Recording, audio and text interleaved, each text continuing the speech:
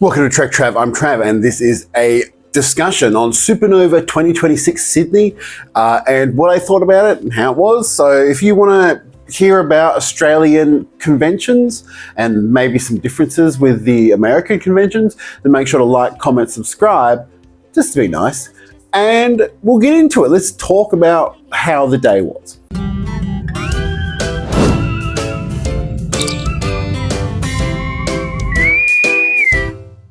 So first things first, we took this photo. We looked great, me and Ribbit, fantastic, until we realized that we'd actually gone to the wrong location. I've been to a Supanova before. It was in the city, in Darling Harbour. That is where we went. That is where Shu went. We wasted $32 on a DD to get there. And we didn't realize till we got there. When I went, holy fuck, it's actually at the Sydney Showgrounds. So we had to waste another $32 to get to the Sydney Showgrounds. I was not happy. I didn't pay for the tickets, I didn't organise the event, but we got there in the end. So the tickets for this were about $50, which to be honest is quite cheap, like $50 per person to go to this convention. I don't think it was that bad. It's 50 Australian dollars. The convention itself was in a bit of an awkward spot. It was at the Olympic Park, sort of, I want to say convention centre-y thing. We had to walk all the way around from where we were dropped off around the back of this area to come in, which made zero sense. When we got there, it was quite busy. We got there later than expected. We wanted to be there for like 10:30. We got there at, I think, about 11:45. Now, upon entering, there was plenty of people in costumes, lots of furries and Spider-Mans and people with no shirts on, which was a delight for me because me and Ribbit had a thing that if we wanted to look at anything, we just had to say. So every time I passed a man with no shirt on, I said, I want to look at that. It was really good to see. Like some of the cosplays were fucking fantastic. Like really, really amazing cosplays. There was an absence of a certain cosplay. I did not wear any of my Star Trek uniforms. I didn't wear this one. I didn't wear the gold one. That was sort of a choice to me, and I'm kind of glad considering, and this is why I brought up the going to the city thing first, would have looked fucking stupid if I turned up in Sydney City wearing a Star Trek uniform. Like, just on a personal level, if anyone knew what was going on, they would have giggled the hell to themselves. But yeah, it was generally filled with all these cosplayers. There was plenty of food stalls. We got a hot dog. Then after I got the hot dog, realized I have diabetes and I shouldn't eat the hot dog, but I ate the hot dog anyway because it was the only food and everything else was pretty much just as shit. The food was vendors, it was fine. It did feel, compared to the old one I went to, which was in like one big hall, it did feel somehow smaller. It felt like it had more, but in a smaller space.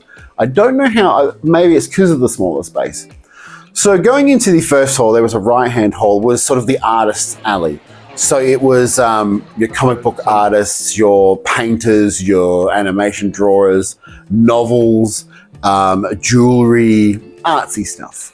Really, really good. Really, really sort of great to see these artists out there and represented. We didn't stop at very many of them because it was packed. And it was sort of like a really stressful sort of walking around. I think it was the point of the day. It was middle of the day. Everyone was starting to turn up, or everyone had turned up. So it was pretty full on. I've seen videos from later on where it was pretty much dead. And I'm like, we should have gone later in the day. So the first hall had all of the artists and everything like that. It had at the back a sort of Star Wars exhibit with R2-D2, a girl dressed as Padme. It did have some stormtroopers, classic film stormtroopers. It did have a lot of Mandalorians, like a shit ton of Mandalorians. Star Wars had a pretty big presence, to be honest. Same with Marvel. Marvel and Star Wars had huge presence here. Another big presence was anime. Now this is so I enjoy Star Wars. Star Wars is something I've enjoyed since I was a kid. I'm not like there's one Star Wars thing behind me on here, and that's not even mine, that's Ribbit's. So I was interested to see it. It was the 501st, something they were doing charity for cancer. We got some photos with R2-D2. and the Padme Amidala, who was lovely. I did have one of the stormtroopers as I walked past notice, because I did wear this pin. I wore it on my lapel, and as he walked past, he went like this, so I was quite happy with that. And then when we got the woman who was in front of the R2-D2 display and the Star Wars display to take pictures, and she was telling me stories about how she met Patrick Stewart, and she saw him on Broadway with Ian McKellen, which would have been a dream. So she was a secret Star Trek fan working at the Star Wars display. So that was fantastic. That was the first hall. I think it's really good. I like that they exhibition people's creativity and stuff like that. It was really interesting. We didn't buy anything from there, mainly because it's sort of art, and I don't know how it would fit in. I don't know how to describe it. I have a very specific motif on my shelf, and we'll talk about that more as we go along. So that was the first alley. There was lots of advertisements for Supergirl, by the way, like big signs for Supergirl everywhere. Surprisingly, not a huge turnout of DC superheroes. I did see one or two Batmans. I didn't see any Supermans as far as I remember.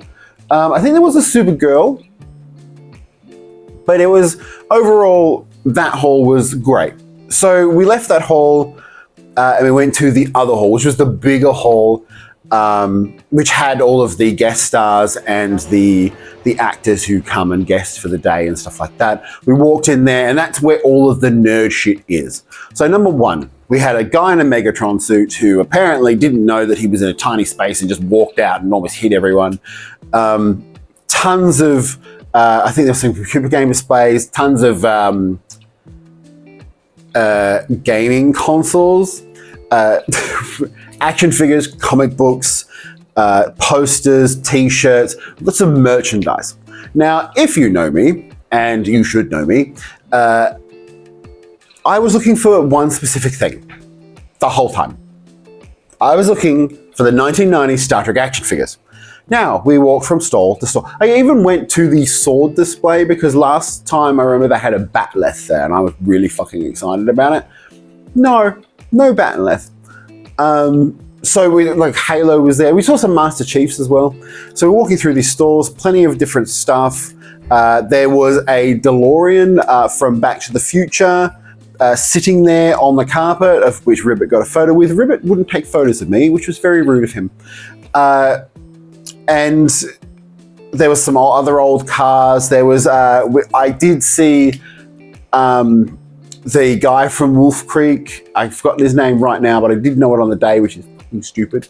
A guy from Wolf Creek signing autographs. I wouldn't have gone up because I'm not sure that's the right thing to do. The guy who did Scooby-Doo's voice in Scooby-Doo was there. So I had a specific plan. Me and Ribbit had a specific plan. When we were going to get our photo op, we wanted to pick a couple of different actors, right? So Carl Urban was there. Bones from the reboot Star Trek films, and also The Boys. You probably know him from The Boys if you're younger. And Simon Pegg, turned out he wasn't coming till Sunday. So I was like, what? Holy fuck, I'm annoyed. So I was like, okay, we got in the line and we're waiting, and we were like, okay, who else do we want to see? Christopher Lloyd, is iconic. He was in Star Trek 3. So it's relevant. It's still there. It's Star Trek-ish. We got to sort of the front of the line and noticed the times on the sheets. Now, they had done a photo op at 10:30 in the morning, which would have been when we arrived if we didn't go to the city, or a photo op at 4:30 in the afternoon. Now, I was like this on the first Supanova. I don't think it's a full day experience. Like, unless you're cosplaying or you're in competitions, I don't think it's a full day thing. It's a go for a couple of hours, look around, enjoy your thing. So Ribbit and I sort of stood there, and Christopher Lloyd was stupidly expensive. Not stupidly, he was about $300. He was by far the biggest actor there, kind of. Like, I would say Carl Urban is probably more famous at the moment because of The Boys, but Christopher Lloyd is more like overarching famous. So we decided that it wasn't something we were going to do. Now, if they had any of the TNG actors or the Enterprise actors or any other Star Trek actors, literally any other Star Trek actor, I would have been there in a heartbeat. They did have Anthony Daniels, had a few people from Power Rangers, like the Australian actors from Power Rangers. There they had a good selection of stars there. The only problem is I was like, who do I want to waste like $150 to $300 on to get a photo? And look, if we'd got there earlier and Carl was there, I would have got a photo with him. If I had Adam Savage there as well, and Adam Savage, I love his Star Trek stuff on his YouTube channel, so I probably would have considered that. I saw him signing as well. Why didn't I choose signing? I don't want to spend $100 to get things signed. That was my biggest issue. That's a lot of money for someone to go, and we didn't have anything to sign anyway. But you know what I mean? Maybe I was being too frugal. But while we were walking through this area, so we left there and we sort of resigned ourselves, we're not going to get photos there. I was very adamant that I wanted a photo with the Star Wars people, of which I've shown you already, but we didn't do that until after. So as we were walking around the markets and the shops and stuff, came across one shop in this whole fucking Supanova Comic Con that had Star Trek stuff. It had 1990s action figures.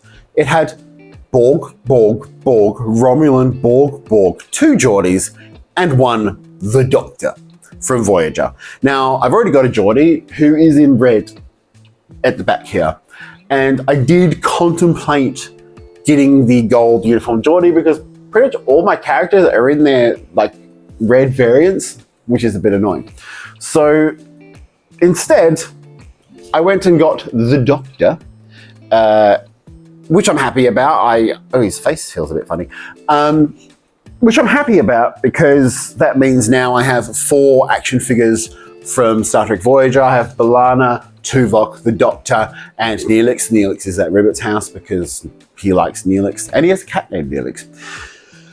So overall, like once we'd done that, we left. We sort of wandered around a bit more. We went and got some coffee.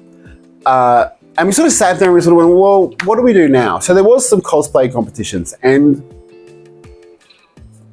they didn't start till like 3:30. And I was a bit like, well, we've sort of done what we need to do. We've been there about 2 hours. And like there was plenty of people in cosplay and they're walking around and lots of young people. There was lots of anime stuff.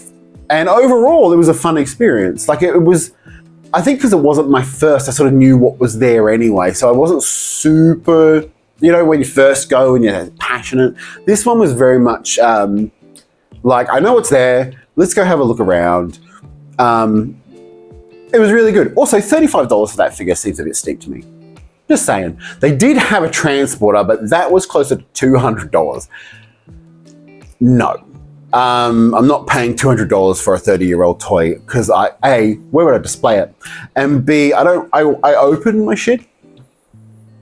This is keep it. This is going in my fucking casket with me. Yes, Ribbon and I decided to leave once we got our Star Wars photos done and we'd had our coffee. And look, we were looking around. Ribbit really enjoyed it. He said that it was a fun sort of thing. But he agreed with me that it sort of wasn't a whole day thing. The costumes were amazing. Lots of shirtless men, as I said before. Lots of men in Spider-Man suits, which are always very tight. But there was really great costumes there, and the craftsmanship behind them is amazing. I saw, and Ribbit says he saw more than one. I saw one Star Trek uniform there, and I was genuinely disappointed that there was only one Star Trek. But this is overall what I don't like about this whole Paramount thing with Star Trek. It's Supanova. It's Australia's biggest convention. We have a Paramount Plus. CBS owns our network 10.